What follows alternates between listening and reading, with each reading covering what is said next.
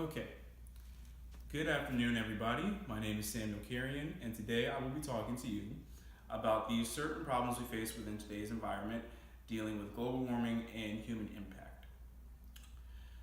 So, the current world we live in today is rapidly changing. With the many technological advances mankind has had, it is common for us to think that no harm can be done with these advances since it makes life simpler.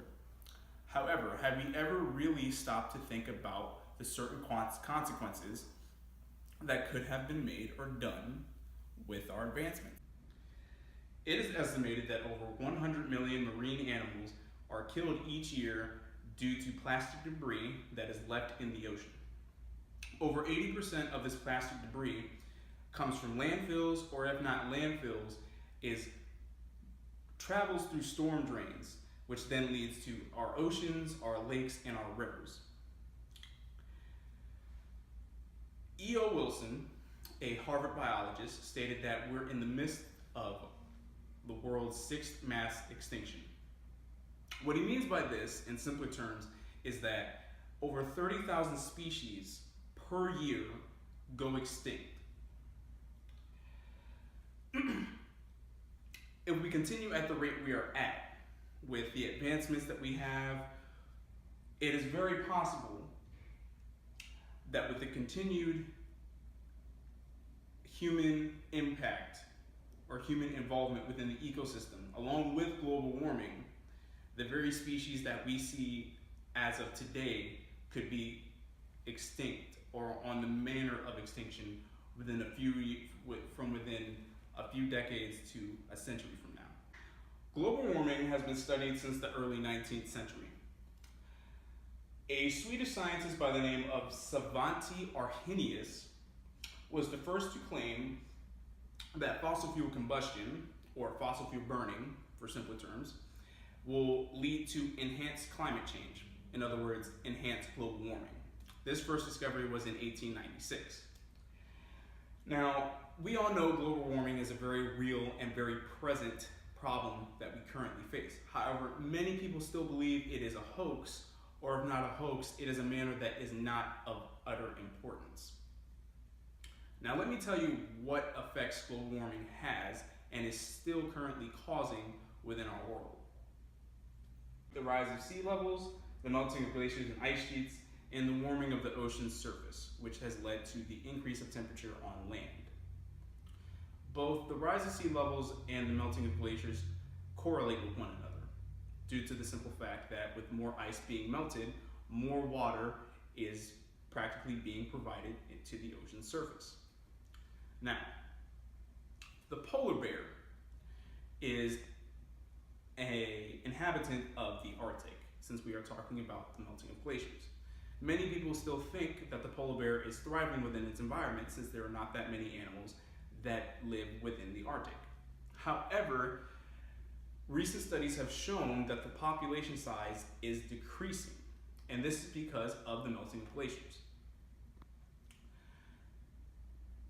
With the melting of glaciers, polar bears are at risk due to the mass amount of open water there is. Increased swimming could involve them or could succumb them to a bigger threat, such as a marine animal that could be living within the water, such as a killer whale or a sea lion. However, that's not just the case. With the bigger amounts of open water, it is much harder for them to find food, basically a scarcity of food, in order to provide themselves. And it has also been proven in study that over the recent amount of years, polar bears have begun to get a lot skinnier.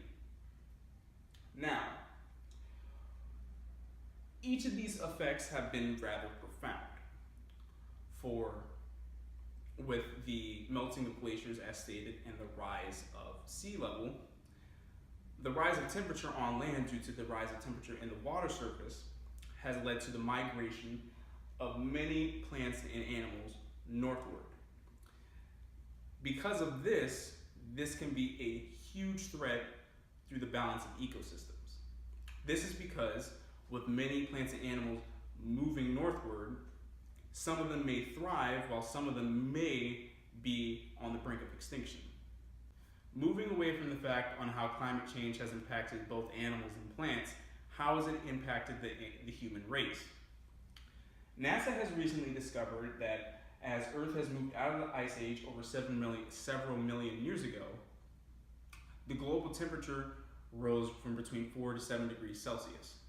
However, this has changed in the past century, for the global temperature has risen close to 1 degree Celsius, 0.7 as a matter of fact.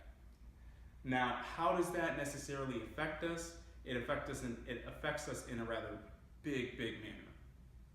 This is because with the increase in temperature, this can increase the extreme weather events that we currently face in today's world, such as hurricanes, thunderstorms, tornadoes, floods, droughts, etc. Countries such as Ethiopia, where drought is already common, could experience a 10% decline in the rainfall they already get within the next 50 years. And this could lead to a mass problem with crops and land that they already use. Guadalcanal, an ice cap in Peru, continues to melt at such an alarming rate that also within the next century or so, the individuals or the people that use the cap as a source of water and electricity could no longer have it, which means they have no fresh water or any type of electricity. As a result from this speech, I hope I have opened your eyes to an ongoing issue that we still face today.